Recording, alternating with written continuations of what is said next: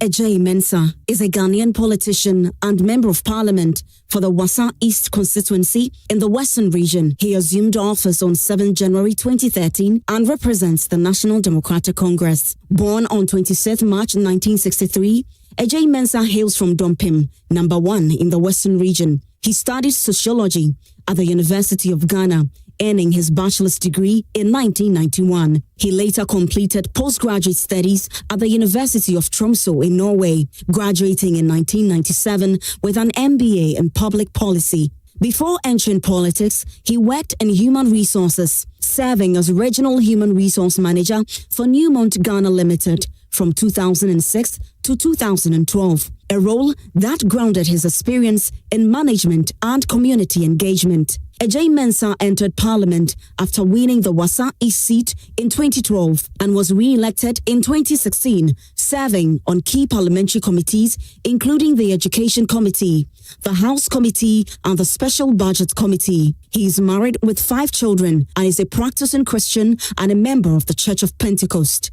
Honorable Adjei Mensah is currently the MP for Wassa East constituency and serves as the ranking member on Committee on Roads and Transports. That's a quick look at Honorable Adjei Mensah, a public servant with roots in local development and experience in both corporate, human resource and national legislation. He's our guest for this week's big interview. Honorable Adjei Mensah is seated here, and he is also the Deputy Minister for Transport, and he's here to tell us more about everything, especially himself, and that's what the big interview is all about. So good morning, Honorable. Good morning. You look ravishing. I like your kaftan. This is different. This is called what? Kaftan or political suit? I don't know, maybe it's both. It's both, eh? And it's different. Who's your designer? Yeah, so it's a smart guy in Medina. Yeah. Yeah, it's good. It's good. I've been in this for some time. Wow. A couple of them. Okay, I like it. Maybe you should take me to him. One of No worries, we'll fix it. And thank you so much for honoring our invite this morning. I know you've not been sleeping. You've been working hard for this big push agenda. Yeah. It's been untiring. This morning, I've spoken to about 15 FM stations, Western region and all over, because of this big push thing yesterday. Yeah. You know, so, but I was scheduled to get to you today. Yeah. So obviously I have to get time. That's why I'm a bit late, but forgive me. But don't worry at all. I mean, with 5 children, you don't sleep. They're grown. Yes. Do you? Yeah? I do. You do? The politics takes much of my time. The politics bit of it. People get to call you dawn, morning, every day, particularly if you are a rural MP. But those of the guys in the cities are maybe fortunate. Yeah. But if you happen to be a rural MP, then you are always on call. You got into mainstream politics in 2012, and you ran, and you won. I did. Why did you decide to go into mainstream politics? Thank you. So give me this opportunity. I think I'm meeting you for the first time, right? Yes. So give me this opportunity to thank and to extend my warmest greetings to our cherished viewers and my constituents they have made it possible for me to be here with you today. I want to take this opportunity also to thank the party, NDC party, and the party that gave me the opportunity to come to Parliament. I couldn't have come to Parliament as an independent candidate. And so the leadership of the party, I'm so grateful. And of course, the president and the family. And when I get opportunities like this, I want people to know those people who have made an impact in my life politically. And I want to appreciate the likes of Dr. Adjei, who happens to be my mentor, my leader and everything, Ankara Tua Hoy, and the Hoy's family. Yeah. And of course, I want to take an opportunity to also greet the good chiefs of the region and that's my constituency, the party people and so on. And of course, I want to take the opportunity to greet you. I'm having the opportunity to see you for the first time today. And when I was coming in, I saw you interview and you had a discussion with the MOBA. MOBA people, and I loved it. Thank you. Your eloquence and that Thank you so professionalism, I'm so impressed. And I told myself, I'm going to meet a very smart lady who will put me at ease. You know? So yes. So the question is, why did I leave to join politics? Indeed, I resigned. And when I sat down, I overheard this issue on my profile. I've spent all my life in the mines at that top level, working with the multinational. So the question is that, why would you want to exit? Because there's so much money in the mines. Not as in Galamsey, but I mean they pay them well. Exactly, and especially at that level, they were well paid. And you work, of course, you work for a salary. And so, why did I resign? I've been active in politics over the period, right from school. I had opportunity also to serve my national service with the CDRs. Jerry Rawlings had come in with all this new stuff. And so I was dumped into CDRs there, and that was first service, sixth form. So I was given to that time called the regional organizing assistant, W. Salifu, as the secretary. But the administrator then was Mr. Donunati. Okay. And so, young man, we attach you to the regional organizing assistant as a secretary. So I would just go around with him all over the country, taking notes and everything. Then I started developing interest in mainstream politics. But of course, in school, from the scratch, in primary school, I was a prefect in primary school. I was speaking in the prefect in middle school. And so that leadership was there. Oh, no, but you were intelligent too. I do. Yeah. I mean, how do you become a school prefect if you're not intelligent? Exactly. Okay. So that leadership thing started from there. And so I come from one of the deprived constituencies or districts. In the past, it was until 2012 that I came into politics, then the mainstream party politics. It used to be called Wasa East. And so when I was even in Newmont, I remember, even in Bogosu Gold, the leaders, the chiefs and people were saying, wouldn't you want to come to contest for NDC? But just coming here, when I came from outside studies, so I had the chiefs and people came to me and said, would you want to come to the assembly with all this experience and so on? You worked for some time here, you went outside for further studies. We need you to come into the assembly to support. And so I was made a presiding member in assembly. Okay. Whilst I was working in the mines with Abosu Goldfields, I was made a presiding member there. So, but what I want to say is that they were pushing on me, come. So in Bogosu, it's a problem. And when I went to Newmont, they still on me, come and contest. It's only you. And I remember the first time that I had a call from the late Professor Mills and says, Abrante, I want to watch Butumaji sitting. It means that I'm told you are the only person to take the seat from the NPP. Yeah. And so I couldn't, refuse it. So I said I was coming to, at Kuku Hill. So I went there and said, I have just left the mine, Bogosu. I got pushed because they need me to come and help structure, the system in Abrim. So I've just signed a contract with them. It's been very difficult for me to come. That was 2008. And so I'm prepared to support Two Rivers there. So, okay, don't worry. So that support, went, and unfortunately, Damakwali couldn't win. Okay. So the point is that I was still being, because they knew you could do it. Exactly. So I had to take that decision. So, in 2009, what happened? No. So I was baited with the appointment of Regional Lands Commission Chairman. Okay. Because even though I was working as an HR director with Newmont, I could still come down to work, on special days because it's not a day-to-day chairman. You are not an executive chairman. You came in on committee meetings, come and sign and so on. And so that is where it started. And I got introduced to meeting the leaders and so on. Because the Land Commission chairman, then you have the opportunity to meet the party leadership, the big whips and so on. So maybe I should give it a try. But they still were prevailing on me. You need to get this power seat. You need to get power seat. So then I finally had to resign. Okay. That is in 2012. And I did resign. And you went for it? Painfully. Yeah. Painfully, I had to resign. So my family had to do a lot of serious consultation. They asked me, Dad, you think it's a good decision? So let's give it a try. Because it can't be, 2004, 2008 and so on. So then I finally had to give in. and I wrote a resignation letter to my CEO, Nimo Ghana Gold, and the O'Brien. He came from Denver, and he had a meeting. The leadership held a meeting with me. I said, young man, are you sure you want to leave us? That was a tough one. Yeah. Because I wanted to leave. The sort of things that I thought that if I came, I was going to be able to support my people. Roads were bad, education was terrible, and so on. So when you get this big wave like to be quite to telling you guys, come in and come and support. So I told them, yes, I'm leaving. It was a very painful one. And so they said, have you prepared your replacement? We have the succession plan and so on. I said, yes, I've done that.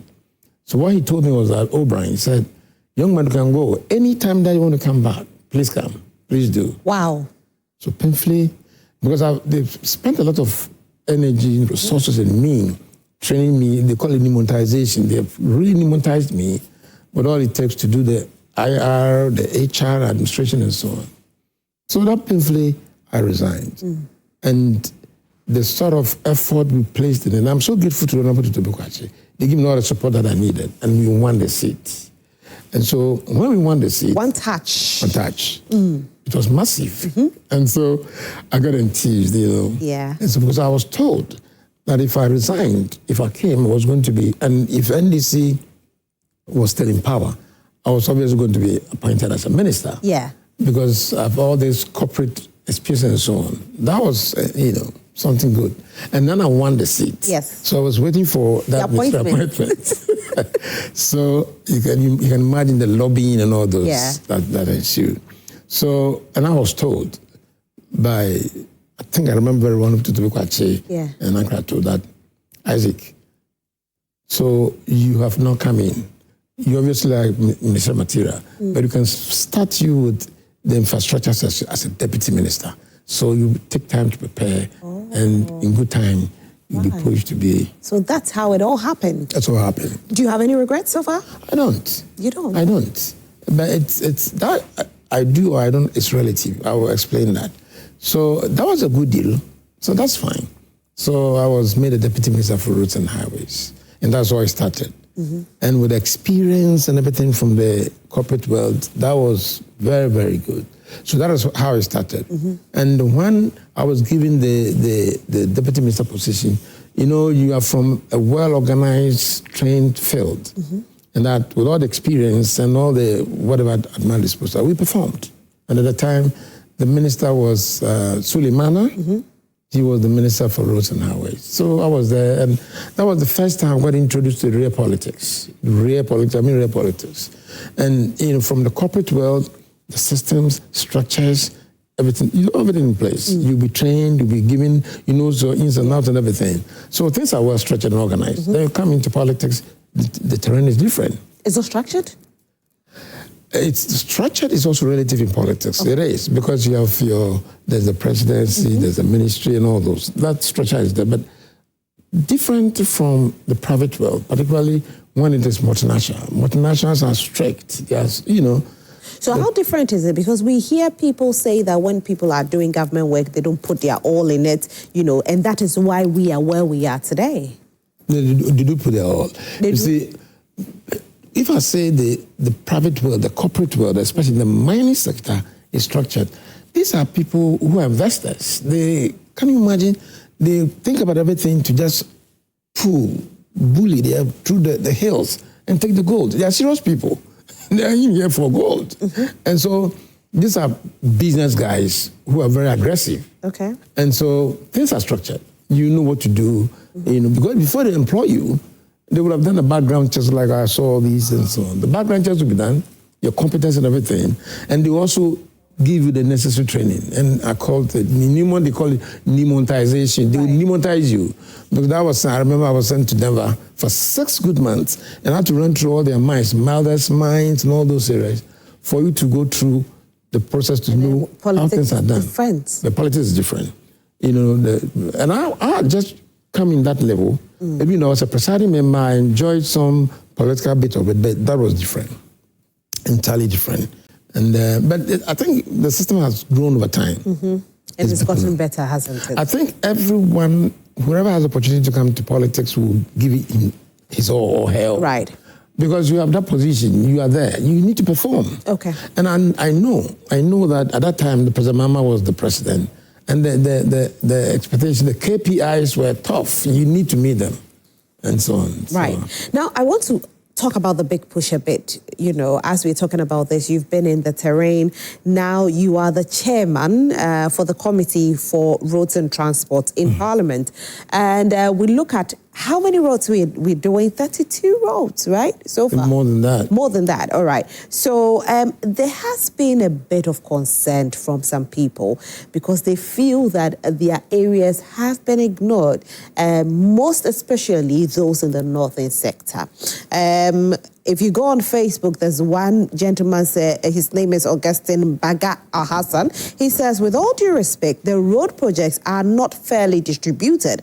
I can't see anything northern region. Something should be done about it, please. And then there is also Maron Amate, who says that respectfully, Honorable, I humbly draw your attention to a critical omission in your recent infrastructure update. The Kase Ada 4 road and the inter roads within the Ada East district of the Greater Accra region have been conspicuously absent from your list. These roads have remained in a deplorable state for the past 8 years under the previous administration. Throughout that period, many of us, comrades and advocates of the NDC from the district, consistently urged our people to remain patient, trusting that an NDC government will prioritize their concerns. So for this, he feels it hasn't been prioritized. And then there's another one that says, Mr. Minister, please, Saboba Yendi Road, we need it fixed. So these are concerns that are coming in. But then when we see all these roads that is in the big push, how come these other roads were not included? Thank you so very much. I think I have opportunity to get into these details because I've worked in the ministry. We still keep the relationship. Those people that we work with, some of them are big guys there. So then we get to know the details. Of course, in Parliament, you are not in the known as the nitty-gritties. We deal at that level, the legislative level, and so on, even though the oversight responsibilities also push us into getting to know so many things, which we do. I think I have the capacity to talk about this, but more forcefully, I think the minister or that ministry, the chief director, and co will be in a position to give the full details. But I know that we can't get all our roads, in the big push or published. I know even the minister's, constituencies, I never saw any road in Adakulu. But that doesn't mean that, they all want to be captured. The critical ones and others, because it's going to be in phases, that came. And so I think that they shouldn't worry. I know President Mahama. He's a very serious person. Because when I came, he was a president. Right. And you can imagine the sort of diligence that you have to put into your work for it to be passed. So because it is a big push, this is his project, this is coming from him, every road will be touched. Because see, in the details, the finance minister, when he came to Parliament for, I think, the media review, about 116 constituencies that have their roads in very bad shape were all captured. That every year 10 kilometers of bitumenized or paved roads will be done. And it's not as grading. So over the period of 4 years, so you can imagine the impact. There are other constituencies, other regions that have their good roads in reasonably good shape. They might not be published with 166. For what you know, those concerns are fitting in the 166 constituencies. What needs to be done is people should request for information. So I think that if you went to the regional minister or the district chief executive, some details will be given them. Because I know every part of the country is covered. Okay. For instance, my constituency, none of the Wasa East roads were covered or mentioned in the first phase. Right. But I know a lot of them are there. And so what is happening now is that if you think that you need to know, don't feel that you are neglected. If you go to the details, they'll tell you. But wouldn't it have been great to put it out in the details in the first place to prevent people from asking these questions? But we have over, the projected rate is 194,000 kilometers of roads in the network. and many of the roads. So obviously that coverage, that presentation by the finance minister could not take everything. But he came out with, for instance, the 32 roads and the 166 roads. Even those roads, names were not there, and many more. So I think that critical roads, like those roads, for instance, that were on the table of NPP. Sorry, you know, there were some roads, year of roads 1, year of roads 2, and year of roads 3. But this government, this president, he knows that he believes that, you know, governance is a continuum. So all those projects have all been, you know, prioritized as part of the details. Okay. And so these are roads to give assurance to people that big push is in here for everybody, for all of us. It's not. We have timelines. They do. The timelines is the minister. You know, these details obviously must be coming from the ministry. You know, I'm in Parliament there, do you know those legislative stuff? But I know. Because yesterday the minister mentioned that 24 months is 2 years. So before they award you the contract, you have all it takes to make things happen. Okay. The results are clear, the KPIs are clear. And it's also important to know that the major issue has been payment. That has been the main problem of contractors. Exactly. And he says that in 2 weeks, when you submit your RPC or your certificate, in 2 weeks you need to be paid. Okay. And so that's the assurance is there. Oh no, but one thing that people say is that politicians are all the same. I don't know why they say this, but they still say it. How is it that Ghanaians are supposed to believe that this is not going to be one of those Agenda 111 things that we had under the NPP? So with the goodness of this program is that, you see, the president is coming all the time in saying it, even though the ministers are there, because it's not really the road sector, the education sector, the big push is there, the health sector, and so on.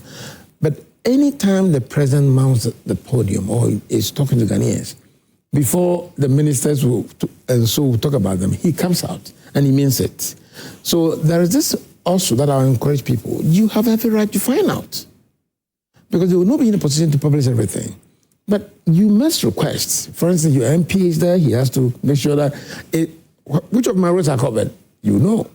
And so people should request for that information. If it is in the municipalities or in the districts, the DC is there. The district engineer is there.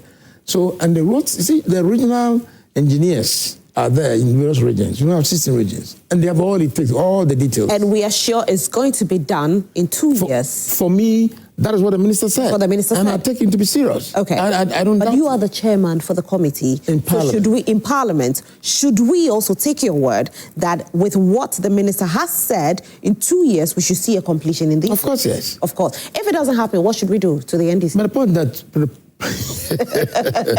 So the roads are many, and they're not going to be awarded on the same time. Okay. They are awarded in phases. So whilst one is having his in 24 months, happening in 2 years, others will have theirs maybe happening in 2.5 years, and so on and so forth. But the goodness of it is that the details are there. People have the opportunity through the MPs to ask questions in Parliament. And so now the minister is saying that 24 months. I, the MP, the chairman of the committee, I'll take his word to be serious. And if he doesn't perform, he will be brought, if he doesn't meet that, because others will be calling us, we'll bring it to Parliament to explain why. And he will obviously give the reasons. But I have no doubt, I think and I know that the performance will be there, because the president was there. And if it was coming from him as a minister, it's being concurred by leadership. And I support it. And I provide every support that my committee has to make sure that it happens. For the big push, I'm not sure the further questions will be coming. It's one of the best things that President Mahama could bring to Ghana. Of course, there have been other schemes. During President Rawlings's time, there were roads constructed. That is why I had an issue. You remember, during the previous government time, I had cause to complain. And I could have constructed roads. But indeed, he's not the one, that has constructed more roads than everybody. And so the records are there. Because of this, I have personally done my research and, I think we have to bring you back for you to tell us more about your personal research that you did. Unfortunately, time is not on our side. But you're a Christian, aren't you? I am. Okay, so... I'm in the Church of Pentecost. The Church of Pentecost? Yes. And you're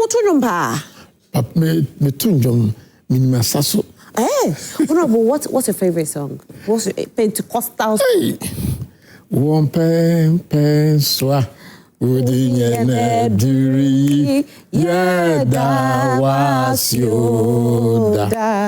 Domfo nyankopo yedi wa ye ma akatati won pempenswa udi nyene duri yeda wasio. Whatever it is, God has been good to us, and that's my best song. And if my constituents are hearing from me, everywhere I go, I normally used to pray before you start. If I didn't have the opportunity to pray, I'll pray after, and this song will be the show. So that is my favorite song. Domfo Nyankopon. And God has been good, Honorable. Too good. Thank you so much for being here this morning. We are grateful. I think we need some time to come back again. Yeah, please come back. We need you. But your constituents are watching. In 1 minute, say something to them. Of course, Wasa East people have been so good to me. They are understanding, they are accommodating. The people that you can rely on, the chiefs and the party leadership. In fact, I'm so grateful to my party leadership, the constituency executives and all those executives down there. Now I have the core executives now in various positions. The DCE was my chairman, is now, he was the chairman, is now the DCE. The presiding member who was my secretary is now the presiding member. Oh, nice. And many more. I'm so grateful to them. Let's continue to work together. There's so much that Wasa East can benefit. The point in the words, we've not had you any position and all those, because most of them were thinking that I was going to be made a minister for roads and highways. It's going to happen. I said, one day. It's time and it's whatever it's supposed to be. God is no time. But I'm the chairman of a committee, in Parliament. Fantastic. And that's why I'm here. So I'm telling them that I'm with you, continue to be together, and for President Mahama NDC, we're going to make good progress. Fantastic. Thank you so much for being here once again. And his name is Honorable Adjei Mensah. His constituents are so proud of him. They've maintained him in Parliament, and he's still going to be there for God knows how long. But we'll give you all the necessary support that you need, Honorable. Thank you. And I want to wish a special birthday, and it's coming from Razak Mensah to you, Sir Win, manager of Regis Juice in Nungwa. May the Lord bless and protect you. May all your plans come to pass. And he also says, get a very, very, very great day. Have a very great day. So happy birthday to you, Serwin. Enjoy your day. My name is Roslyn Felly. I did this with Razak Mensah since 6 a.m. So thank you so much for sticking and staying with us. And today is a Wednesday, so I have changes coming your way. You don't want to miss it at 1 p.m. Stay glued to your television set for that and even many more, because the channel will be giving you back-to-back entertainment. Enjoy the rest of your day. Bye.